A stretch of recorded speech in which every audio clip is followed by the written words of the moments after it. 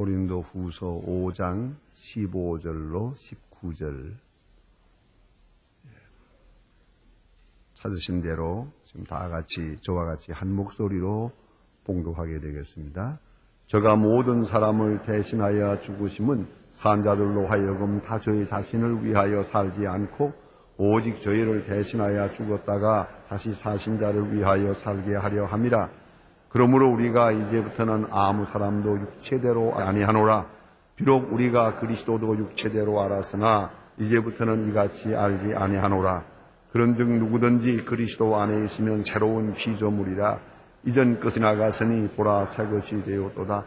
모든 것이 하나님께로 났으니 저희가 그리스도로 말미암아 우리를 자기와 화목하게 하시고 또 우리를 화목하게 하는 직책을 주셨으니 이는 그래서 그리스도 안에 계시사 세상을 자기와 화목하게 하시며 저희의 죄를 저희에게 돌리지 아니하시고 화목하게 하는 말씀을 우리에게 부탁느니라. 아멘. 읽으신 바와 같이 오늘 본문에는 대단히 중요한 말씀이 있습니다. 우선 그리스도인됨의 속성이 무엇인지를 말해주는 것입니다. 그리스도인 된다고 하는 것, 이 becoming Christian, 그리스도인이 된다 하는 것에 그 속성이야 하는 것이옵시다. Being and Becoming이라고 하는 아주 유명한 신학 서적이 있습니다. 거기서 이런 문제를 아주 깊이 다루고 있다. 틸리케가 그런 있습니다만은 오늘 여기서는 그리스도인 됨이라는 것. 도대체 그리스도인 된다는 것이 무엇을 의미하는 거냐? 이제 오늘 본문은 이런 새로운 신학적 용어를 썼습니다. 새로운 피조물이다 그랬습니다. 피조물이다. 피조물이란 것은 창조되었다는 말입니다. 창조된 것이 수동형이니까 피조물이 되는 겁니다. 창조된 존재, 창조 존재가 바로 그리스도인이다. 새롭게 창조된 존재, 이런 높은 의미를 우리가 잠시도 잊어서는 안 됩니다.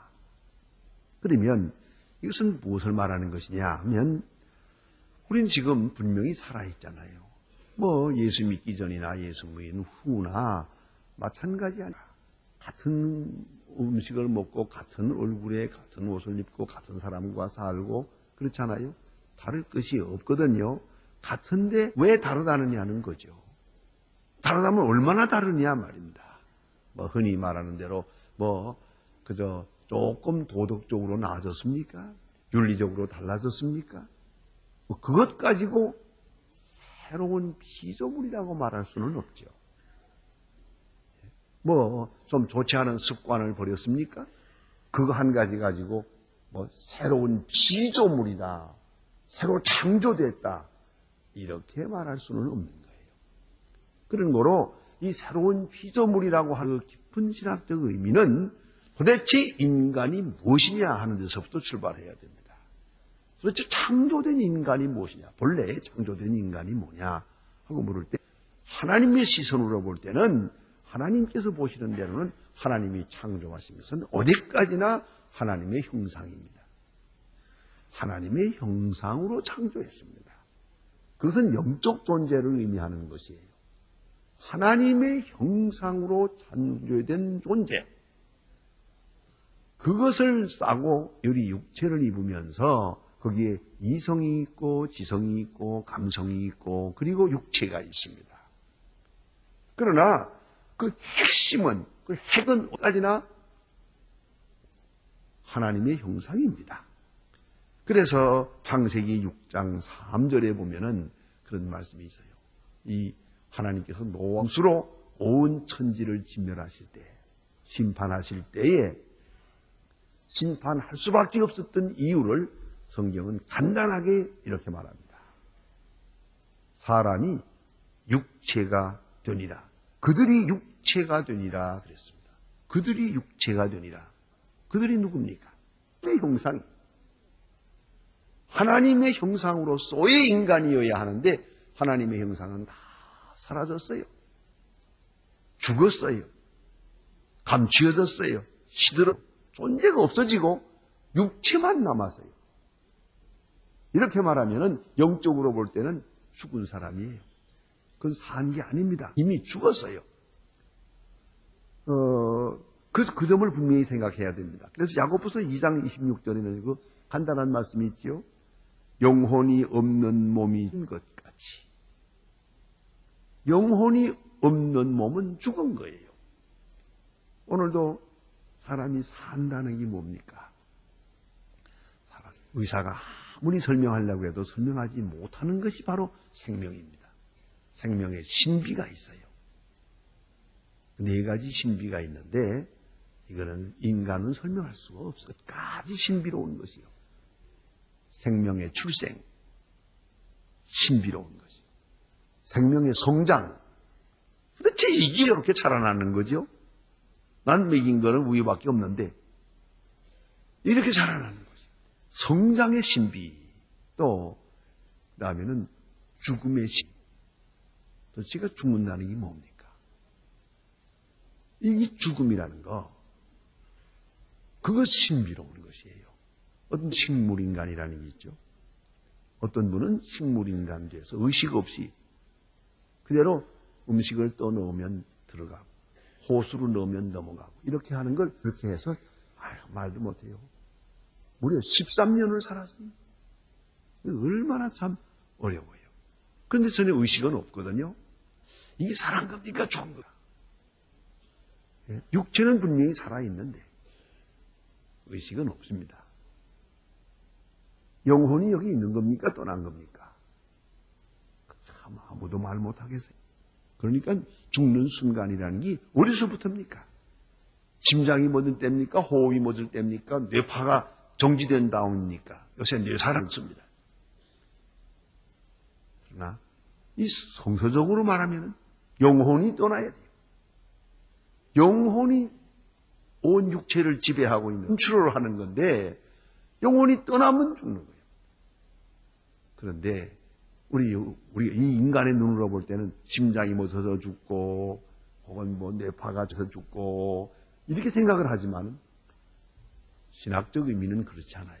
영혼이 떠날 때 몸은 죽는 거예요.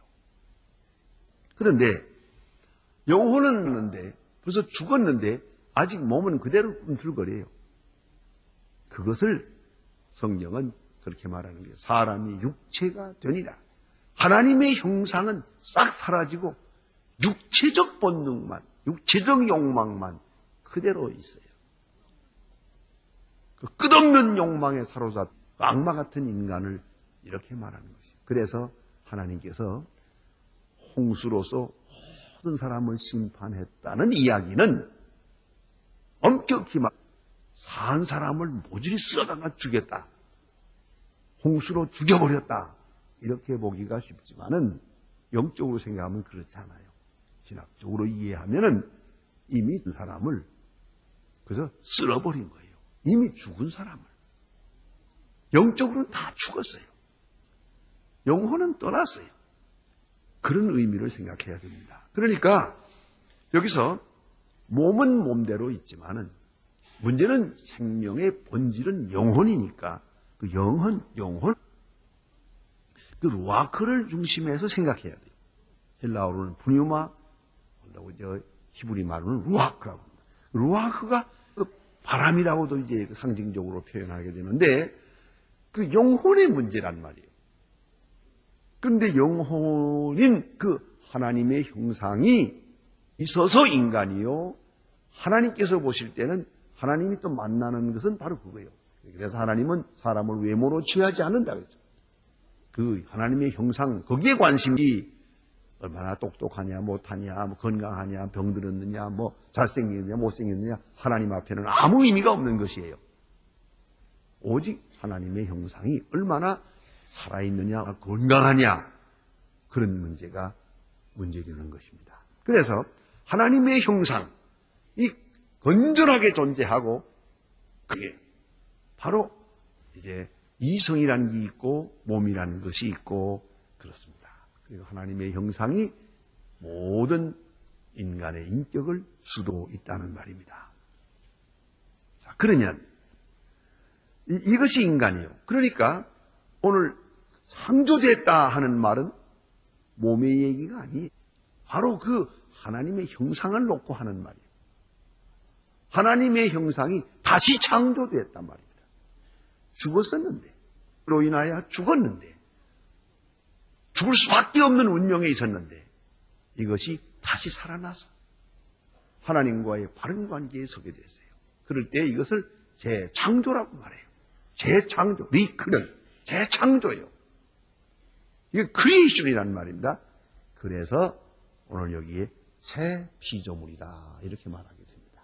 이러한 변화라는 것은 인간의 노력을 말하는 것이 아니에요. 인간의 의지적 변화도 아니에요. 인간의 무슨 결심을 하고 누가 자기의 생활 습관을 바꾸어 놓았다. 그런 의미가 아닙니다. 그건 재창조가 아니에요.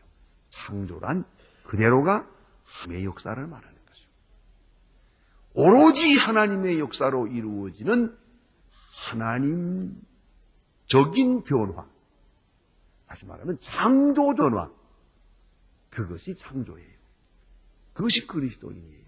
그러니까 그리스도인 된다 하는 말은 내가 그리스도인이 된다고 생각해서는 안 됩니다. 그가 나를 그리스도인 만드는 거예요.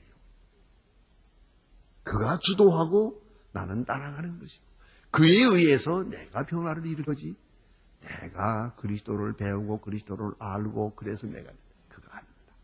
그리스도를 영접하는 순간에 그리스도를 받아들이는 순간에 내 안에 새로운 새 창조의 역사가 이루어지는 거죠. 거기에 따라서 그 모든 것이 변하는 겁니다. 이제 그 중심이 변화되고 모든 것이 변하는 것입니다. 그래서 오늘 본문에 다시 이제 좀 눈여겨 볼 수 있는 얘기가 있습니다. 이렇게 되면은 우리는 관심사는 어디에 있는 거 아니? 우리는 이제부터 아무것도 육체대로 알지 아니하노라. 육체대로 알지 아니하노라. 왜요? 하나님이 영 중심적으로 생각하시니까 우리도 예수 믿는 사람들은 영혼의 문제를 중요하게 여기고 육체대로 알지 않는다. 그 말이에요. 쉽게 생각하면 사람을 볼 때도 잘나고 못나고 뭐 나이가 많고 적고 예쁘고 똑똑하고 그거 아니에요. 오로지 우리는 그 속에 있는 하나님의 형상을 보는 거예요. 자, 예수님께서 말씀 보세요. 18년 된 귀신 들린 여자 게다가 꼽추요. 귀신 들려가지고 18년을 지냈으면 이제는 뭐 인간 아니죠. 쓸 데가 없는 인간이에요 벌써. 자, 배운 게 있습니까? 뭐 얼굴을 화장을 했습니까? 뭐 옷을 제대로 입었습니까? 18년 동안 귀신 들려서 돌아다니면서 뻘가벗고 다니면서 이러한 미치광이에요. 그런데 그러다가 또 꼽추예요. 예수님은 이 여자를 보고 하시는 말씀 보세요.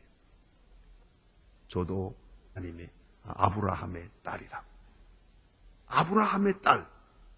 귀신 들린 여자를 보고도 그 속에 있는 아브라함의 딸을 보셨어요. 그 소중히 여기었어요. 제가 귀신에게 붙들려서 이렇게 붙들려서 자유 없이 억압된 상태에서 8년을 살았잖아요. 얼마나 불쌍하냐.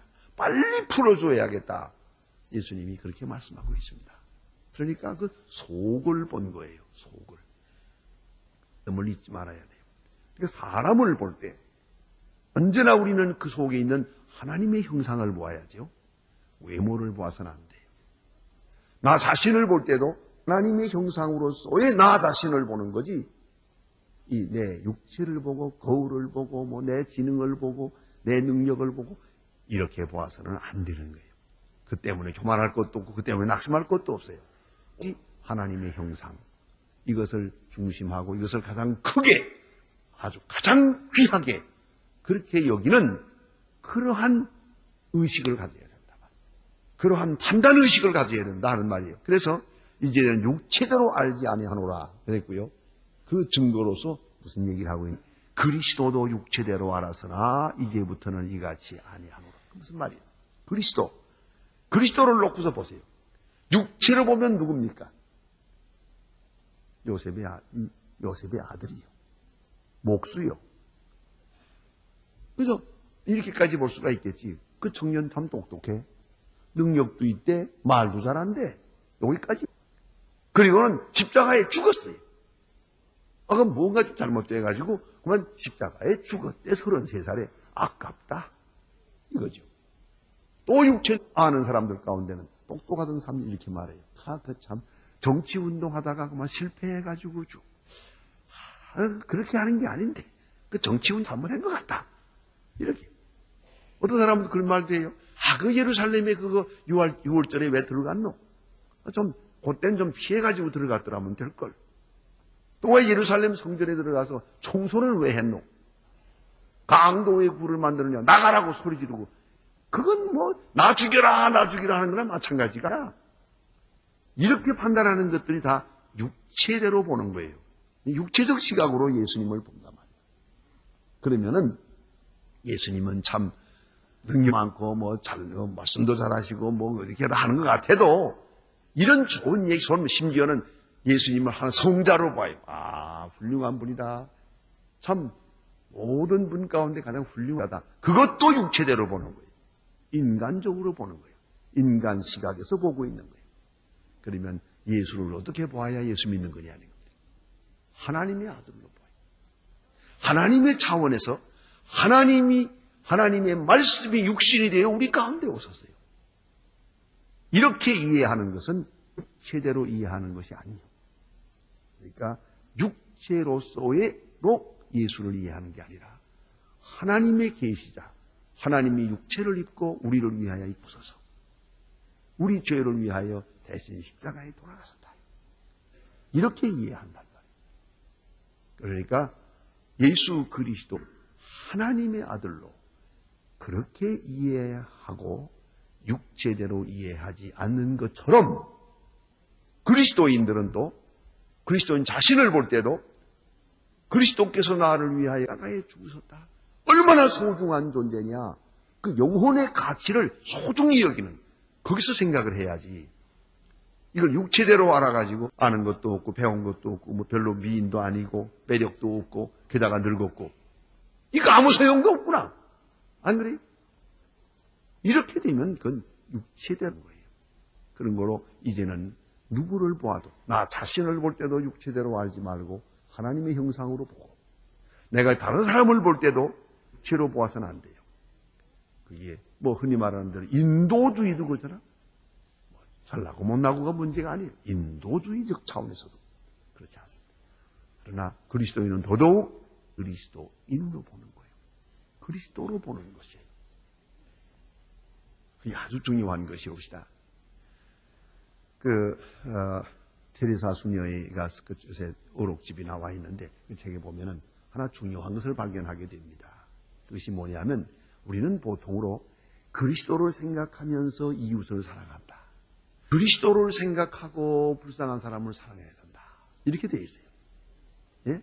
혹은 그리스도 때문에 사랑한다. 그리스도께서 나였기 때문에 내가 저를 사랑해야 되겠다. 이런 정도예요. 그러나 테레사 수녀의 얘기는 그러지 아니에요. 그 차원이 아니에요. 불쌍한 사람을 볼 그 속에서 그리스도를 보았어요. 그리스도를 만났어요. 그게 다른 거예요. 또 우리는 누구를 사랑한다, 봉사한다 할 때는 이게 봉사하면 이 사람이 앞으로 건강해져 가지고 쓸만한 사람이 될까? 그 뒷결과를 생각하려고 그래요. 예? 그리고 그 다음에 내가 이렇게 봉사하고 내게 돌아오는 보상이 뭔가? 칭찬 한 마디라도 들고 표창장이라도 줄라? 훈장이라도 주나? 이건 저질이죠. 이렇게 되면. 그러나 그런 생각을 먼저 앞세워요. 그러나 테레사 수녀의 얘기는 그게 아니에요. 아주 중요한 얘기가 한마디 있어요. 저들도 웃으면서 죽을 수 있는 권리가 있는 게 아닙니까? 이걸 살려내겠다는 얘기가 아니에요. 하나님의 사랑을 깨달으면서 구원받은 영혼으로 하나님 앞으로 평안히 가게 하게 해요. 그게 목적이었어요. 차원이 달라요. 그게 바로 뭔가 육체대로 본 게 아니에요. 영혼만 본 거예요. 영혼만. 영혼은 소중하잖아요. 다 앞으로 가야 될 영혼이에요. 지금 죽어가고 있어요. 그러면 그를 그리스도의 사랑을 나타내서 정성을 다해 사랑함으로써 그가 그리스도의 사랑을 느끼고 웃으면서 하나님 나라로 가야 될 거 아니냐는 거예요. 하기야 뭐 다 갈 거 아닙니까? 누구나 안 갑니까? 그 차원에서 생각해 보세요. 시간을 압축해서 생각해 보세요. 다 아니에요? 그래서 좀 심각한 말 한마디 할까요? 교회가 뭔지 아세요? 천당 가는 대합실이요. 천당 가기 직전에 요거 좀 머물렀다가 씻어가지고 가는 거예요. 지금 여기가 섰습니다만은 앞으로 여기서 한 70년 후에 보면 여기 누구 있겠어요? 70년이 뭐 길어요? 잠깐 지나가지. 그러니까 여기가 천당 가려고 지금 여기 앉아서 지금 대합실에서 지금 준비 기다리고 있는 거예요. 영혼 차원에서 보라 이거예요. 이게 바로 피조물이, 새로운 피조물이라는 건 그리스도도 육체대로 보지 않는 것처럼 나 자신도 내 이웃도 세상도 이렇게 보지 않아요. 영혼 중심적으로 봐요. 영혼 주도적으로 봅니다. 그것이 새로운 피조물의 보는 시각이에요. 그리고 창조라는 건 뭐냐? 그것은 무에서 유가 창조되는 것이죠. 본질적 변화를 말하는 것이에요. 이 변화라고 하게 되면 진화론적 변화가 있어요. 소위 변증법적 변화. 서로 싸우면서 생존, 경쟁, 적자, 생존. 이래서 자연 속에는 그런 변화가 있어요. 진화론적 변화가 있어요. 그러나 그것은 생물들의, 동식물이나 생물의 그 외형적 변화의 모습이요. 또 하나의 심각한 변화는 인격 변화가 있어요. 그 소위 우리가 말하는 교육이라는 거예요. 깨닫고 느끼고 또 뭐 결심하고 하면서 사람이 자꾸 다시 되잖아요. 이거 책에 보니 그랬습니다. 남자는 7번 되고 여자는 아침 저녁으로 다시 된다 그랬어요. 기다려 봅시다. 어느 쪽으로 달라지나. 자관 변하는 거예요. 예? 부지런히 변하는 거예요. 그런데 이건 인적 변화예요. 인격적 변화. 그리고 가장 귀한 변화가 창조적 변화예요. 창조적 변화. 이것은 오로지 하나님의 능력에 의해서 되어지는 거예요. 무에서 유니까 전혀 상상도 못했어요. 어떤 분들만 왔다나 내 예수민들이라고는 생각 안 했습니다. 그렇지. 그게 진짜 믿는 거예요. 나 같은 사람이 구원 얻으리라고는 전혀 생각하지 못했습니다. 그 사람이 그게 진짜 예수인 거예요. 그러니까 창조적 변화예요. 온전한 하나님의 능력에 의해서 강권적으로 역사해서 무에서 유로 이렇게 변한 그런 변화를 재창조라 이렇게 말하게 됩니다. 다른 용어로서는 중생이라 그래요. 중생이라는 것은 겐네이트에 안오된 우로부터 출생이요. 출생인데 from above 우로부터 생명이 납니다. 땅에서 나는 게 아니고 위에서 나는 거예요. 이런 출생을 중생이라고 말하는데 아주 신비로운 표현입니다. 그러면 자 이것은 다른 말로 표현하면 구원론적 변화예요. 이것을 창조라 합니다. 그래서 원칙적으로 보면 그래요. 하나님과의 관계에서 죄인은 진노 아래에 있고 심판 아래에 있고 율법 아래에 있고 그리고 이제 영원한 죽음으로 내려가는 그런 떨어지는 그런 운명 속에 있어요. 이미 심판 받았어요. 자, 그러면 이러한 것을 죽었다고 해요. 그런데 그걸 다시 살릴 길이 있냐 말이에요. 본인으로서는 절대 불가능해요. 어떤 사람이 재밌게 표현한 사람이 있어요. 물에 떠내려가는 사람이 허우적허우적 하고지 그러다가 자기 머리카락을 자기가 자기 손으로 올린다고 해서 올라갑니까? 올라가느냐고 그게. 그건 아니요. 밖에서 줄을 던져줘야지. From outside. 밖에서 힘이 가해져야 이게 나올 수 있는 거지. 아무리 허우적거리든 뭐 자기 머리카락을 위로 쫙 올려봤댔자 그냥 내려가는 거예요. 그와 같아요. 인간의 노력이라는 건 아무 소용도 없어요. 일단 이걸 인정하고 그러면 어떻게 해야 되느냐. 성경이 가르쳐준 대로는 그래요. 대신 죽는 역사밖에 없어요. 절대로 이 하나님의 공의는 그대로 잠잘 수가 없습니다. 그래서 substitute가 필요합니다. atonement가 필요합니다. 속죄, 대신 죽는 거예요.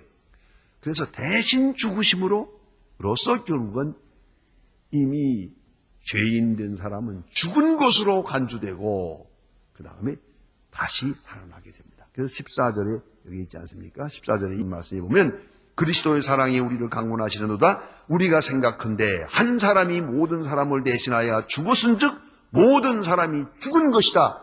다시 말해서 내가 죽은 것, 예수와 함께 죽은 것이다.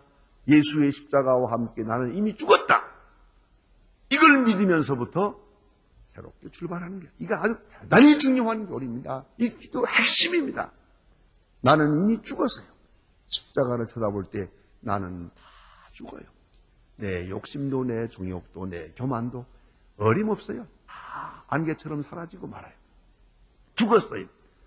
그리스도께서 대신하여 죽었어요. 벌써 죽었어요. 그러니까 율법적으로 법적 관계에서는 완전히 죽었어요.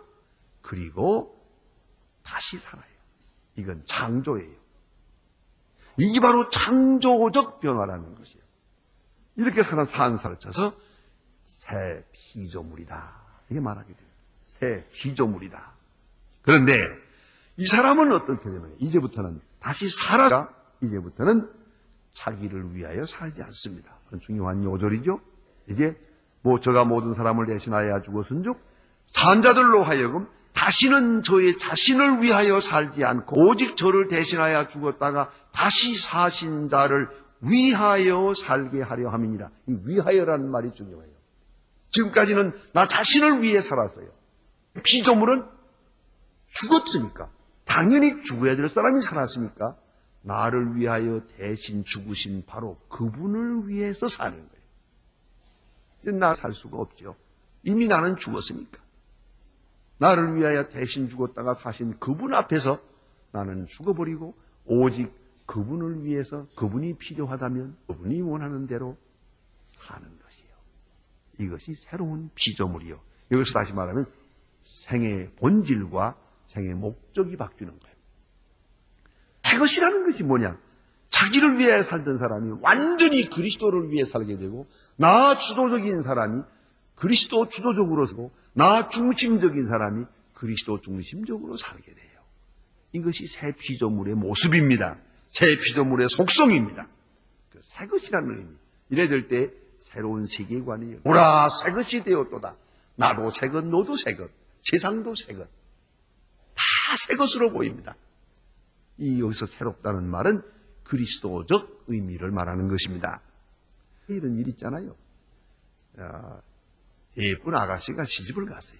흔히 말하기를 새댁이라고 그러대요. 새색시. 내가 보니까 색시던데. 오지보다 낡았지. 오지보다 낡았지. 하루라도 늙었지. 왜 새색시입니까? 그거에 다른 거예요. 전에는 신정을 위해 살았어요. 이제는 시집을 위해 살아요. 전에는 나 자신을 위해서 뭘 했죠. 이제는 신랑을 위해서 해요. 이게 다른 거예요. 저기는 내가 밥을 먹고 싶으면 먹고 싫으면 말고 내 멋대로 살았지. 이제는 꼼짝 못하고 부엌에 나가서 아침마다 만들어야 돼요. 우리 풍속으로는 달라지는 거예요. 좀 더 달라지려면은 이제는 확 달라져야 돼요. 입맛도 달라져야 돼요. 전에는 내가 이런 것만 좋아했는데 이제는 또 남편 좋아하는 걸 어느 사이에 좋아지고 말았어. 남편 좋아하는 것으로 입맛이 싹 돌아가 버려요. 생각도 달라져요. 음악을 들어도 전에는 나 이런 걸 좋아했는데 이제는 남편 좋아하는 거 그게 좋아요. 이렇게 될 때 이걸 우리 흔히 말하기를 새색시라 그래요. 근데 하야 죽어도 안 변하는 사람이 있어요. 그건 끝까지 낡은 색시요. 그거는 문제라고. 시집을 갔거든 이제는. 달라져야지요. 그 자연스럽게. 그걸 억지로 하는 게 아니에요. 남편을 살아보면은 달라지는 거죠. 그래서 우리 이 결혼한 사람을 새로운 신분으로 들어갈 때 그걸 새댁, 새사람, 새색시 이렇게 되죠. 그러니까 이 변화가 아주 근본적으로 오는 것이에요. 오늘 본문에 그러니까 피조물의 의식입니다. 새 피조물의 의식입니다. 보라 새 것이 되었도다.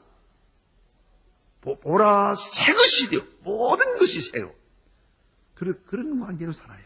그럴 때 또 다른 이제 아름다운 결과가 합니다. 후속 결과가 뭐냐면은 하나님과 화목한 사람이 돼요.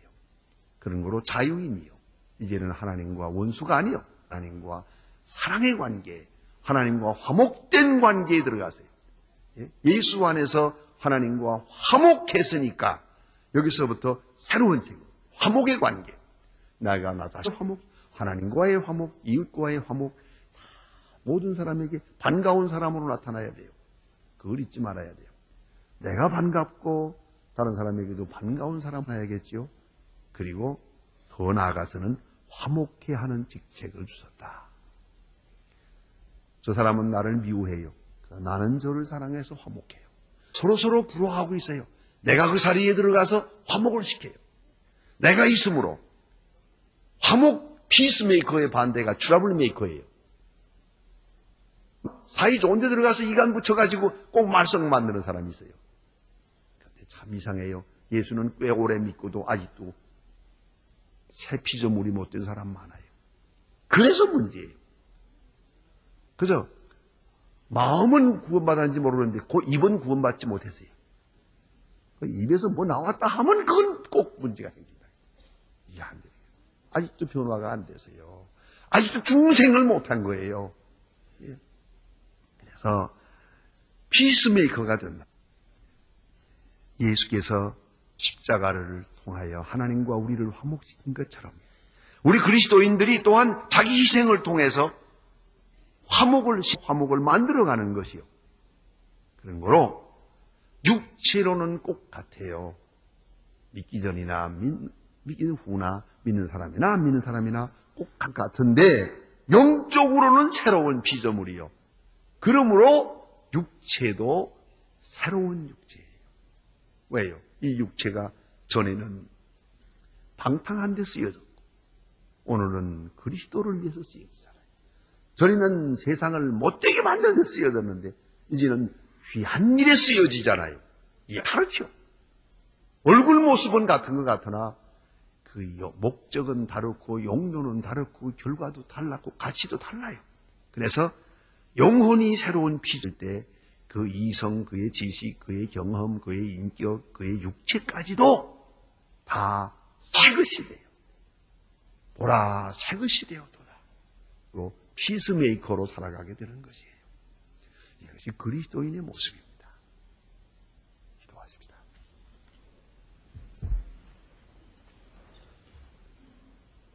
우리는 3일 저녁에 기도하러 나오셨는데요.